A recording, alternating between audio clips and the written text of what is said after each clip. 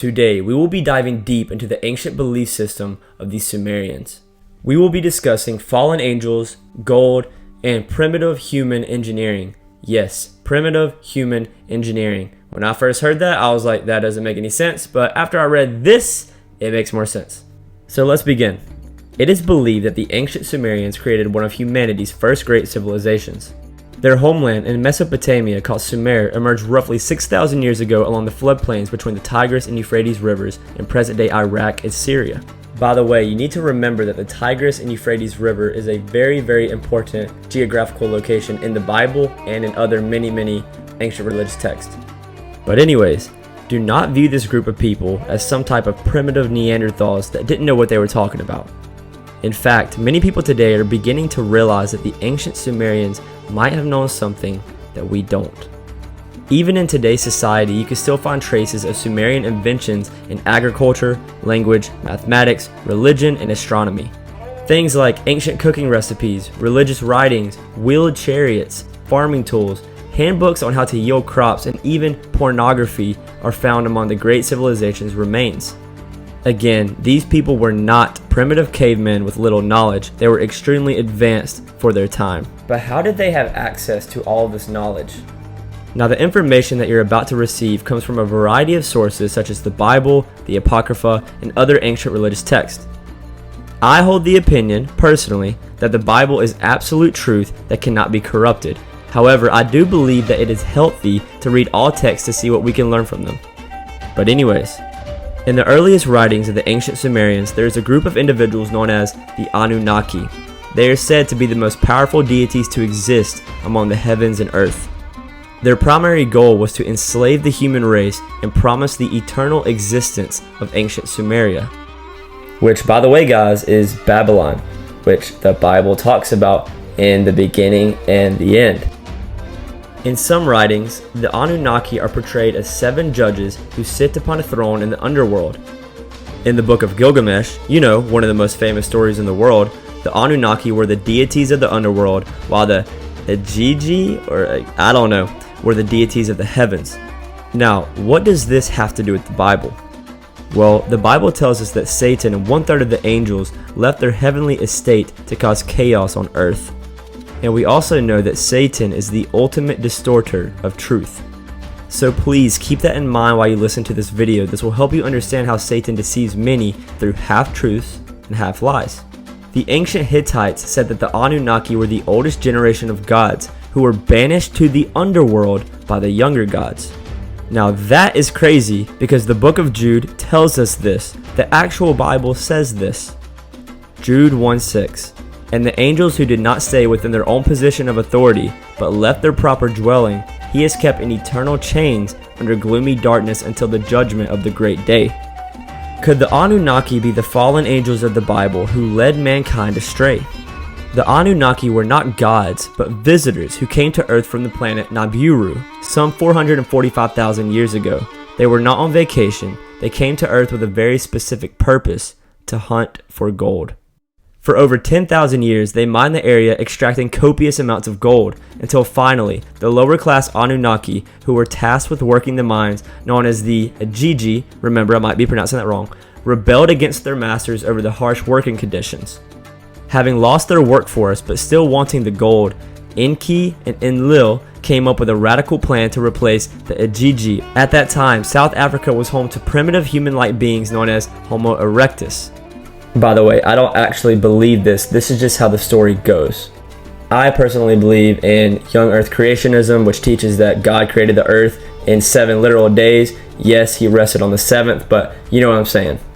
The Anunnaki decided that they would use genetic manipulation and fertilization to create from those primitive beings a species of slave workers for the mines. Apparently, they took the egg of a primitive human-like female and fertilized it with the sperm of an Anunnaki male, then placed the fertilized egg in the womb of an Anunnaki female. So, the fallen angel Anunnaki race mixed with the human race. Does that sound familiar? The offspring would be called Adumu. Adam, the first man. The Anunnaki genetically upgraded Homo erectus, bestowing upon them the intelligence to work the mines, skipping millions of years of evolution as Homo erectus became Homo sapiens overnight. They forced these slaves to mindlessly mine gold for them. However, the population of the slaves became too great, which led to the human slaves to disperse over the entire earth. Now, let's compare the creation story of the Bible to the creation story of the Anunnaki. Consider the biblical story of Adam and Eve. There, Adam is created by God, the first man, much like the Anunnaki's Adumu. Eve is then created from Adam's rib, much like the Anunnaki's human woman is created from the genetic material of the Adumu. Think about Adam and Eve being forbidden to eat fruit from the tree of knowledge of good and evil. Does this not sound like the Anunnaki's humans being given genetic barriers to prevent them from realizing their full intelligence? Think about Adam and Eve being expelled from the Garden of Eden before they could eat fruit from the tree of life. Does this not sound like the Anunnaki reducing the lifespans of the humans when they gave them the ability to procreate? And when Adam and Eve were kicked out of the Garden of Eden, does this not sound like the Anunnaki's humans being expelled from Anunnaki cities after they began to procreate? So this leaves me with this question. Could the biblical story of Adam and Eve really just be retelling the Sumerian story of the Anunnaki?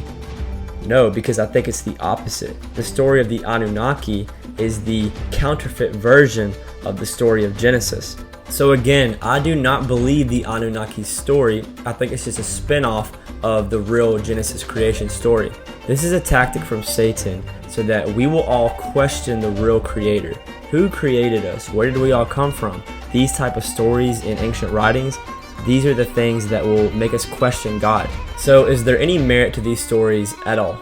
Yes. Again, I believe that there is some truth, some lie. That's just how Satan works. But some of the truths that I believe in this story are, yes, gods of the underworld did and still do try to enslave humans to do their evil bidding. Now, technically, yes, the fallen angels and demons are two separate things if you're really into that stuff.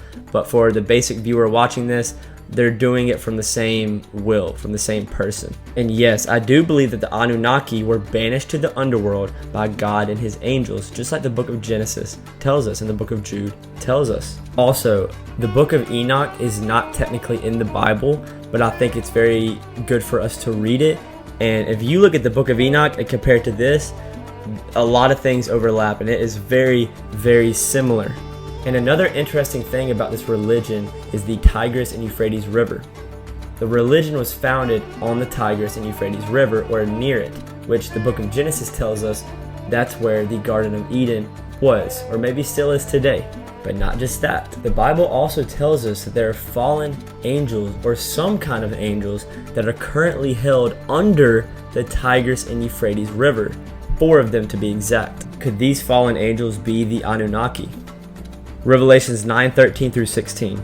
And the 6th angel sounded, and I heard a voice from the 4 horns of the golden altar, which is before God, saying to the 6th angel which had the trumpet, Loose the 4 angels which are bound in the great river Euphrates. And the 4 angels were loosed, which were prepared for an hour, and a day, and a month, and a year, for to slay the 3rd part of men. And the number of the army of the horsemen were 200,000. And I heard the number of them. Is there a correlation between the Anunnaki and these angels? I don't know. I honestly think there is, but I can't say that with a fact. I can't say that as truth. But if you like this video, please like and subscribe. Guys, I work really hard on these videos. It's not that hard to type up everything. It's not that hard to record, but it is hard to go through here and edit. I don't know how to do all that editing stuff. I don't like doing it, but I do it for you guys. So thank you. Like and subscribe. I will see you later. Peace.